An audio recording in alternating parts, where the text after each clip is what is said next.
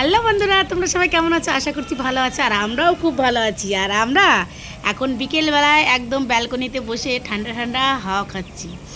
তো যাই হোক, আমি অনেকক্ষণ আগে ঘুম থেকে উঠে বসেছিলাম এখানে। আর আমার মেয়ে এই যে আমার মেয়ে এক্ষুনি ঘুম থেকে উঠে এসে আমার কোলে এসে বসলো, বললো কি মা ঠান্ডা লাগছে না, তাই তো আমি এই চাদরটা দিয়ে একদম মুড়িয়ে রেখেছি না।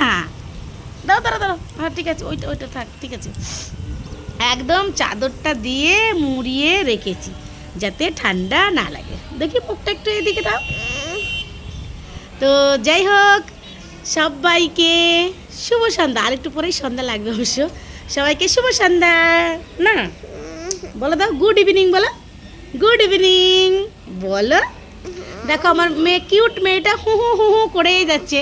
ওর সারাদিনের এই একটাই বাজনা, একটাই গান, আর একটাই মানে ওর মানে সারাদিন শুধু হু হু হু হু হু হু।